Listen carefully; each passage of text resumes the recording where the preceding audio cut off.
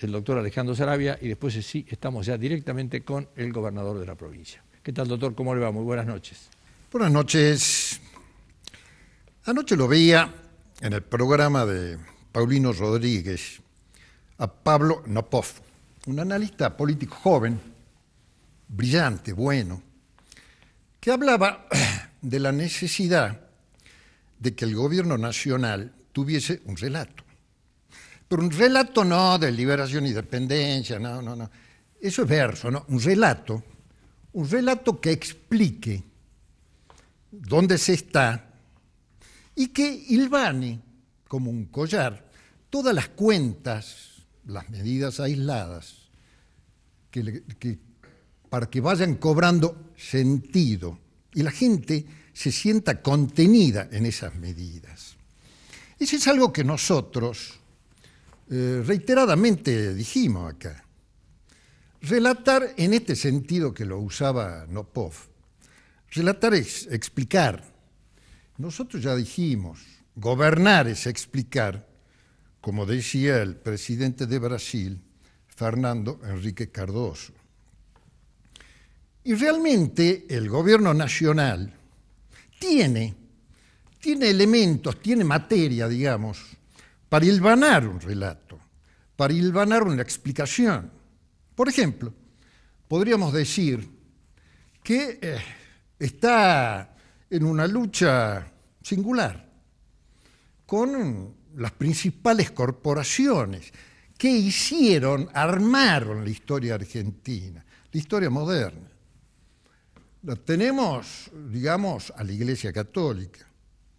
Si uno lo lea Lori Sanata, y que habla de la nación católica, ve que desde un comienzo de nuestros orígenes ya venía trabajando sobre el asunto de vertebrar esto que Sanata llama la nación católica. También están los sindicatos. Vemos un enfrentamiento también singular con una parte importante de la dirigencia sindical. Y no solo en una, digamos, puja sorda, asordinada, callada, sino con algunos dirigentes, por ejemplo, tipo Moyano, tipo Baradel, un enfrentamiento aireado, digamos. Si bien puede estar explicado por algunos ingredientes, como algunas actuaciones penales que existen por ahí, bueno, existe esa puja sorda. Por ejemplo, que hay una puja sorda lo vemos en el paro de hoy. El paro brutal, declarado inopinadamente por Aerolíneas Argentinas. La suspensión en un momento de 163 vuelos. Eso es de un desprejuicio y una irresponsabilidad digna de un código penal. Los servicios públicos no pueden ser parados de esa forma. Y no se trata del invocado derecho a la protesta no. El derecho de uno termina a donde empieza el derecho del otro. Ya dijimos, la democracia no es desorden, es un orden constitucional, no es desorden, no hay que confundir. Lo que sucede en la República Argentina, y ya esto ya lo mencionamos, es como diría Portantiero y Alperindongui, un empate hegemónico. Desde los inicios de nuestra historia y sobre todo a comienzo del siglo XX, frente a la concepción liberal de nuestra Constitución del año 1853, se alzó en los años 20 y 30 del siglo XX, digamos, una concepción corporativa que no encajaba, que no se condecía con exactitud en los parámetros de esa Constitución.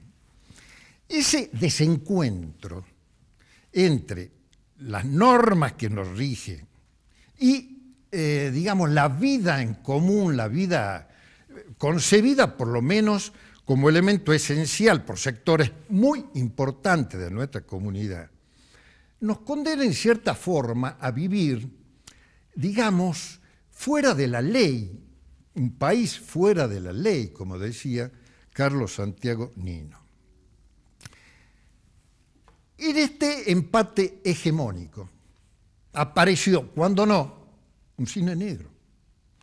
Un cine negro que no sé si llega a romper ese equilibrio inestable, que es un papa argentino y para más peronista. Entonces, nosotros como sociedad, en un contexto dificultoso, definido por estos dos estudiosos de la historia y la política argentina, como fueron Portantiero y Alparindongui, definido como un empate hegemónico, debemos ver cómo se procesa, cómo se digiere este nuevo elemento.